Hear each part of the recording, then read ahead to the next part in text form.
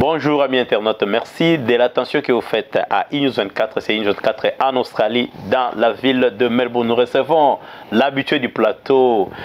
Nous pouvons aujourd'hui l'appeler son excellence, monsieur Eric Mwamba de Grand Journal. Vous connaissez Eric Mwamba, c'est un analyste. Vous allez le découvrir ici encore une fois. C'est un analyste percutant et lui il est toujours à l'avance. Il est toujours à l'avance de l'actualité et c'est chaque fois. Quel est en fait votre secret, Eric Mwamba? Non, mais c'est après avoir fait le journalisme d'investigation pendant plusieurs années, c'est devenu une habitude, une nature. Donc, c'est pas pour rien que nous disons ça parce que Grand Journal, déjà le 22 juillet 2019, avait écrit le titre, c'était l'union sacrée autour de Fachi. Et ça, c'était en 2019, s'il vous plaît. En juillet 2019. Juillet 2019. Les journaux du 15 au 22 juillet 2019. Oui, c'était quoi? Vous avez... qu'est-ce que vous a fait dire ça, écrire ça en fait? C'était quoi? Bon, nous faisons à part les investigations que nous menons en fouillant dans les documents, en recourant aux meilleurs experts, nous faisons aussi des analyses prospectives, c'est-à-dire nous nous projetons dans l'avenir pour voir ce qui va arriver. Et pour faire ce titre-là de l'union sacrée, autour de l'union sacrée, nous on avait dit union sacrée de la majorité populaire autour du président de la République comme ingrédient pour la sortie des crises. On s'était basé sur certains éléments avec certaines personnes, certains caciques de la politique congolaise qui à l'époque on avait estimé qu'il n'était pas logique que Martin Fayulu et Lamuka s'opposent à Félix Tshisekedi puisque tous sont le produit de l'opposition. Rappelle-toi que Félix Tshisekedi, pendant la campagne, il répétait que si nous remportons la présidentielle, nous allons diriger avec nos amis de Lamuka. Voilà, mais entre-temps, nous devons parler du la dernière parution de Grand Journal. Ça, c'était juste, je pourrais dire, la veille des discours des chefs d'État, parce qu'il avait promis. À quelques heures. À quelques heures, ouais. Évidemment, pour être précis. Les chefs avaient promis de parler. C'était une adresse à la nation et que tout le monde, tous les états-majors étaient, comme on dit, lockdown. Tout le monde attendait qu'est-ce que le chef va dire et les gens étaient partout. Mais vous avez intitulé le président le FCC. Peur. Nous avons intitulé Peur du discours de Fachi, ministre kabiliste prêt à s'exiler. Ouais. Mais ce n'était pas le cas, donc cette fois-ci, qu'est-ce qui se passe? Non, on n'a pas tapé à côté, puisque quand vous lisez l'article, déjà dans le chapeau, après ce titre phare, déjà dans le chapeau, on disait que tout dépendra de ce que le président va dire. Donc nous avons contacté des ministres avant les discours. Nous avons parlé avec des ministres kabilistes, des ministres FCC et pas de moindre, qui nous ont dit qu'ils étaient psychologiquement préparés, que si le président de la République prenait des mesures difficiles à supporter, ils vont quitter le pays. J'en veux pour preuve, cher Denis, les ministres, les députés et les sénateurs, membres du FCC, du précaré de l'ancien président Joseph Kabila, ces jours-là, ils ne sont pas allés à leur lieu de travail. Donc, ils ont attendu les discours du chef de l'État. Ils ont fait l'école buissonnière, comme on dit, en attendant les discours du président de la République chez eux à la maison. Alors que Félix Tshisekedi, lui, c'est ce que nous écrivons dans le journal, était à son bureau en train de peaufiner son discours, en train de recevoir. Il a reçu des diplomates, il avait une pile de dossiers à traiter. Donc, on avait essayé de vérifier de part et d'autre, mais c'est l'attelage du président, le précaré du président Kabila, pris de panique, pris de peur, n'était pas allé travailler. Et la question que nous nous sommes posée aussi dans le journal, et je pense qu'il peut revenir sur la table aujourd'hui, c'est que c'était une journée chômée. Dans le cas, le camp du FCC va-t-elle être chômé, payé, puisqu'ils n'ont pas travaillé ces jours-là? Ils n'ont pas travaillé ces jours-là. Je rappelle, Grand Journal va paraître ce soir, que nos internautes puissent ne pas oublier notre site qui est grandjournalcd.com. Grandjournalcd.com. comme nous avons une mauvaise nouvelle, c'est la mort, le décès des syndicats Dokolo. Syndicat Dokolo que d'aucuns peut se rappeler, il a avec son mouvement Debout congolais, il a essayé de participer à cet éveil de conscience du peuple congolais. Qu'est-ce que vous pensez de sa mort? Qu'est-ce qui peut rester de Debout? Notre ami syndicat de Kolo, j'en profite pour présenter nos condoléances les plus attristées à sa famille ainsi qu'à tous ceux autour de lui qui ont cru dans son combat. Donc un garçon formidable. La mort est méchante, la mort ne nous arrache que les meilleurs. Donc, mais il portait un message, il est mort alors que nous n'avons pas encore parachevé le combat pour l'instauration d'un état de droit, de la démocratie et des droits de l'homme en République démocratique du Congo. Le messager est mort, mais le message est toujours vivant.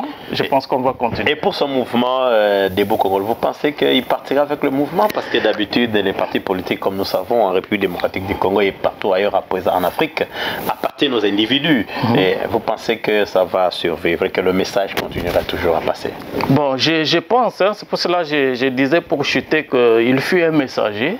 Mais le messager peut passer, mais le message va lui survivre. Donc j'espère que des millions ou des milliers, des centaines de Congolais qui avaient cru dans la vision des syndicats de Kolo pour apporter sa pierre à l'édification du Grand Congo vont continuer.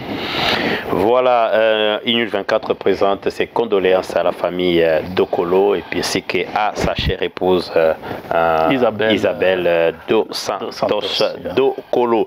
Maintenant, revenons-en à la République démocratique du Congo. Comme nous avons intitulé notre sujet de consultation pour quel résultat? Vous savez que le chef de l'État est en consultation.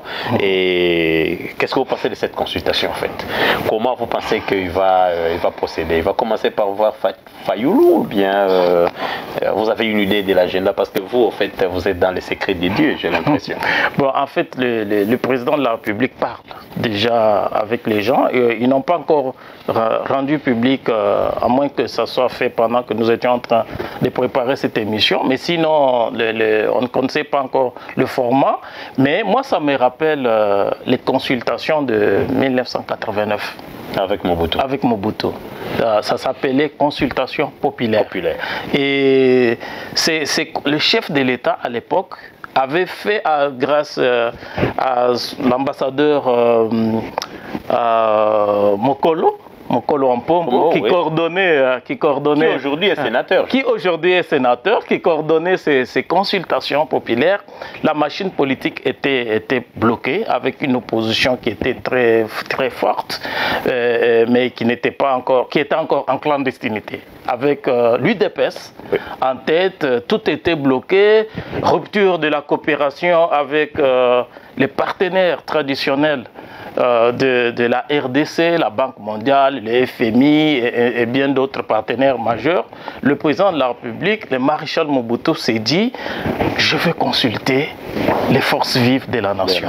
Et il a fait le tour de la République et ces consultations avaient eu comme point de chute la mort du MPR parti-État. Et aujourd'hui, on se rappelle du discours du 24 avril 1990 où le maréchal Mobutu a dit comprenez mon émotion, et il a fait couler des larmes. Moi, à l'époque, j'avais eu la chance de suivre ce discours avec le fils du maréchal Mobutu, Congolo, qu'on appelait à l'époque Saddam Hussein. J'étais avec lui comme ça dans une salle à Kananga. On suivait ça ensemble dans la maison d'un colonel, le commandant Sirko, et Congolo avait dit à Pera comme il la boye Makambo baby. Voilà, mais vous faites cette similitude, c'est comme si vous envisagez la mort des FCC? C'est-à-dire, parce que l'histoire se répète. Exactement, tu as tout compris, cher Denis, c'est-à-dire que c'est la fin d'une époque et le début d'une autre. C'est-à-dire que les consultations lancées par les chefs de l'État vont déboucher sur la fin de l'ordre actuel pour le début d'un autre. Rappelle-toi que dans son discours, il a parlé de la coalition au passé. Il a dit nous étions arrivés à une situation inattendue, une situation inédite, la coalition dans laquelle j'ai croyé. Donc, c'est-à-dire que quand vous lisez entre les lignes, beaucoup de gens ont dit que le président n'a rien dit de bon. Non, mais il a tout dit puisqu'il parle de la coalition au passé. Les gens sont habitués aux grands discours. Donc, le discours du chef de l'État était court, clair, précis et percutant. Voilà. Et avec un ton que beaucoup d'analystes ont qualifié de martial. Mais peut-être on va parler du discours du chef de l'État. Et on parlait déjà dans l'introduction des ministres que le Grand Journal avait prédit qu'ils vont prendre les chemins de l'exil. Non, Félix Tshisekedi, nous l'avons dit aussi sur ces plateaux, cher Denis, utilise, c'est un mordu de la diplomatie qu'on appelle les soft power. Donc, il prend son temps. Il a dit lui-même d'ailleurs que les gens pensent que je suis naïf. Non, il a dit qu'il a le don de comprendre l'être humain et de prendre la décision en temps utile. Mais vous ne pensez pas qu'avec ce que vous prédisez déjà, parce que souvent avec vous, Grand Journal ne rate jamais, mais il y a déjà 338 députés qui font allégeance à Joseph Kabila Kabange, il semblerait. D'après certains médias de la place, comme Forum des As, Actualité CD, ils disent déjà qu'il y a 338 députés qui ont fait allégeance. Et les conséquences, je pense que ce sera lourd. Bon, la particularité du Grand Journal, c'est que nous essayons un peu de nous projeter dans l'avenir. C'est-à-dire qu'on ne regarde pas l'actualité du point de vue morphologique, c'est-à-dire on ne s'arrête pas à la forme, à l'aspect physique des choses, on essaie un peu de gratter pour voir ce qui va arriver. Parce que les médias, nos confrères de Kinshasa, ont tous à l'unanimité annoncé ce matin que le fait que les 338 députés du FCC qui se sont réunis à Kingakati ont fait acte de loyauté, donc en fait ils ont réitéré leur loyauté et leur attachement indéfectible. Là, ça me rappelle un peu les termes à l'époque du père parti État, à l'autorité morale, le sénateur Joseph Kabila. Pour nos confrères de Kinshasa, c'est la ruine, les chances de la requalification d'une nouvelle majorité. Mais moi, je ne vois pas les choses comme ça, puisque nous avons déjà une jurisprudence. Donc, je vais évoquer deux cas pour permettre à ceux qui nous suivent de comprendre qu'il ne faut pas s'arrêter à la morphologie de l'information. Le premier cas, c'est l'installation du bureau du Sénat, le Sénat actuel.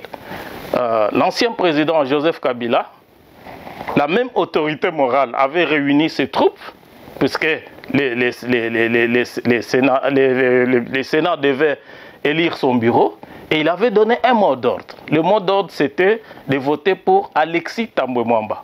Mais qu'est-ce qui s'est passé?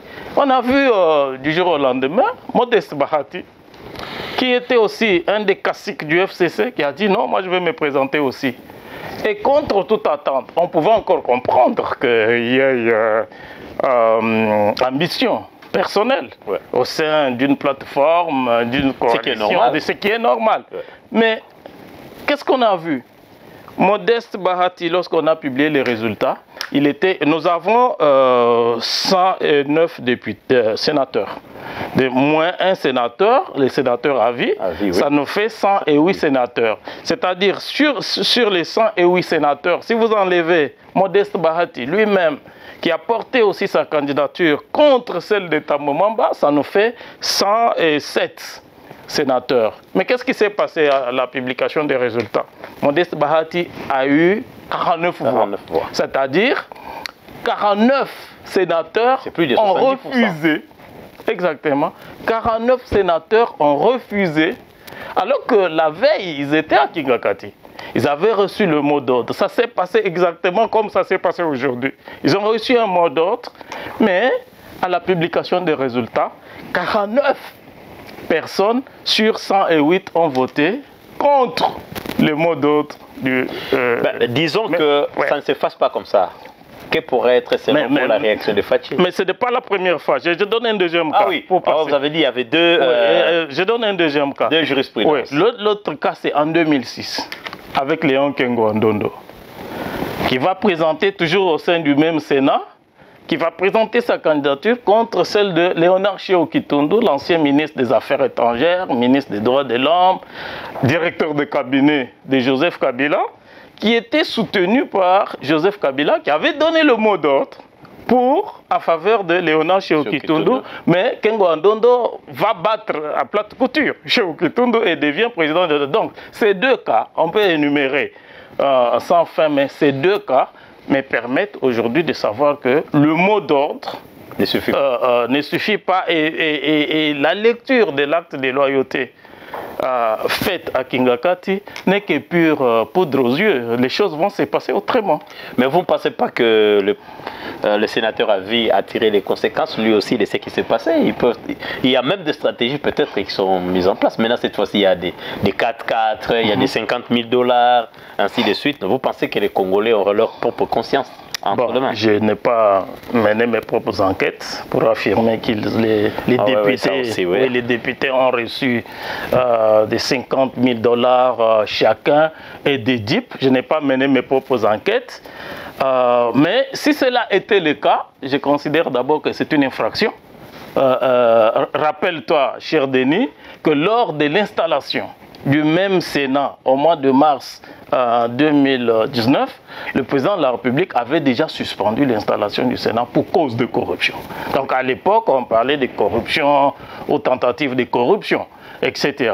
Mais je pense que c'est dans l'élan de l'apaisement, la cohésion, l'unité nationale, la tranquillité publique, le président de la République avait levé cette mesure pour permettre au bureau du Sénat de continuer à s'installer. Si aujourd'hui, les députés, oui, si aujourd'hui, ça s'avérait que le député, n'oublie pas que l'appareil judiciaire aujourd'hui n'est pas celui qu'on connaissait il y a quelques mois, ou il y a une année, ou il y a 2 ans. C'est-à-dire que cela peut constituer une goutte d'eau qui risque de faire déborder le vase. Puisque le président de la République peut dire, OK, on met en place une commission, d'enquête, ou soit on instruit le procureur peut s'autosaisir. Et si on mène l'enquête, on découvre que les personnes ou les personnalités qui se sont réunies à Kingakati ont touché de l'argent pour acheter leur conscience, mais c'est une raison de plus pour que le président de la République non seulement puisse dissoudre cette assemblée, mais aussi ces gens peuvent être poursuivis en justice. Ça serait d'ailleurs une passe d'or. Alors, vous parlez déjà de la dissolution. Vous pensez que ça pourrait être une option? Ça pourrait être une option si, après les consultations, ou soit, parce que le président a dit qu'il va consulter et il va revenir. Et puis ça dernière fois, c'était il tiendra compte de tout. Exactement. Ce qui signifie toutes les options sont ouvertes. Il a dit qu'aucune option n'est écartée. Donc si, après les consultations, puisque le président Mobutu à l'époque avait dit qu'il a écouté la population. Et la population, quel était le vœu de la population? La population voulait... avait exigé la mort du impère parti-État et l'instauration du multipartisme. Voilà. C'était douloureux. Et d'ailleurs, rappelle-toi que les personnalités du impère, les classiques du impère qui étaient dans la salle n'étaient pas au courant de la décision que le président Mobutu allait annoncer. Donc tout le monde était surpris. Mais tu vois, cela nous a pris 7 ans, mais ça a emporté le maréchal Mobutu. Oui, c'était son départ, parce qu'il était dans l'illégalité. Parce qu'il ne pouvait plus continuer à être président de la République sans être président du impère parti-État. Donc là, nous pouvons déjà conclure qu'en cas d'échec, si j'appelle ça échec, c'est-à-dire quand il n'y a pas majorité, il y aura dissolution. Absolument, donc le président de la République. Mais cela peut si les gens sont corrompus et qu'il y a des preuves que les gens sont corrompus, ça va faciliter la tâche. Mais quelles sont les chances pour FCC de continuer avec cette coalition? Parce qu'ils y tiennent, hein? Je ne vois pas, personnellement, je ne vois pas. Parce que quand vous écoutez la réponse est dans le discours du président de la République, puisqu'il a énuméré tous tous les aspects, tous les secteurs de la politique nationale. Et en montrant qu'il était en désaccord avec ses partenaires du FCC. Donc je ne pense pas que cette coalition a encore de la chance, puisque tu as vu la dernière, il a parlé même de l'indépendance de la justice. Et lui, s'il tient à son cheval de bataille, c'est l'instauration d'un état de droit. Et il ne peut pas instaurer un état de droit sans une justice indépendante, alors que le FCC est opposé à l'indépendance de la justice. Tu te rappelles, il y a même des dossiers simples. Hein? Le président de la République a décidé de la fermeture des ports illégaux. Tout simplement pour permettre au trésor public d'engranger cet argent qui va dans les poches des individus, d'entrer dans le trésor public et de renflouer le budget national. Tous ces ports illégaux continuent à fonctionner aujourd'hui, ce qui fait que le budget de l'État vient d'être réduit. Donc, de moitié. Donc, si on analyse les discours du chef de l'État, je crois que la coalition est déjà finie. C'est déjà fini. Ouais. Maintenant, parlons-en aussi. Le chef de l'État, Félix Tshisekedi Tshilombo, fait des tours aller-retour, va-et-vient à Brazzaville. Moi, j'ai l'impression que nous pensons qu'il y a quelque chose qui est en train de se tramer de l'autre côté dans le pays de Sassou Nguesso. Bon, là, il était invité, même si c'est un événement purement culturel qui était organisé à Brazzaville, même s'il y avait des personnalités d'autres pays. Le Premier ministre, bon, la dame, hein, la nouvelle Première ministre du Gabon était là, les personnalités françaises, par exemple le ministre des Affaires étrangères, ainsi que d'autres personnalités de l'espace africain. Francophones étaient là, surtout parce que là ils sont venus dans le cadre de Brazzaville en tant que la capitale de la France, Afrique de l'époque. Donc même si le président de la République, Félix Tshisekedi, était parti à répondre à une invitation officielle, mais on peut quand même comprendre, parce que là je profite de cette occasion, cher Denis, pour annoncer un scoop. Le président de la République est en train de retourner à Brazzaville et au Congo, Brazzaville, et cette fois-ci il sera reçu par son homologue brazzavillois, non pas à Brazzaville, mais ils seront à Oyo, donc qui est le village, l'équivalent de notre Badolité à l'époque. Il sera reçu à Oyo par Sassou Nguesso, et Sassou Nguesso joue un rôle très important. N'oublie pas que nous sommes dans une dynamique, dans une perspective de l'intégration africaine. Et quand Kinshasa tousse, ça risque d'avoir des répercussions à Brazzaville. Tu sais que quand il y a des problèmes à Kinshasa, les gens traversent massivement à Brazzaville. C'est une petite capitale. Donc je pense qu'ils sont dans une dynamique de prévention. Sassou Nguesso, c'est un politicien aguerri qui est au pouvoir depuis plus de 30 ans. Il est parmi les anciens. Aujourd'hui, je crois qu'il est un parent aussi pour Félix Tshisekedi. Et je pense qu'ils sont en train de se voir, de discuter autour des derniers réglages. Puisque le président de la République a dit dans son discours qu'il va consulter. C'est-à-dire, il va écouter les gens.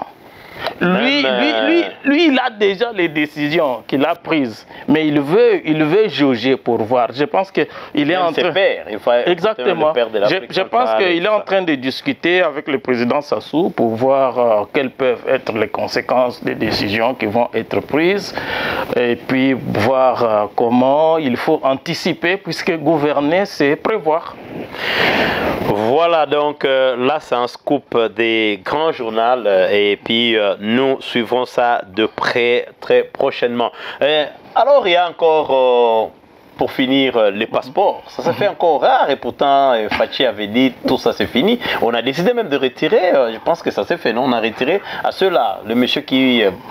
c'est ça, c'est l'Allemagne qui l'imprimait avant, le contrat était fini puisque les passeports étaient trop chers. Par rapport au pouvoir d'achat de nos compatriotes. Mais maintenant, qu'est-ce qui se passe parce qu'il y a... Et ce qui se passe, le dossier de passeport fait partie des chantiers inachevés qui constituent les désaccords entre les FCC et la politique du président de la République.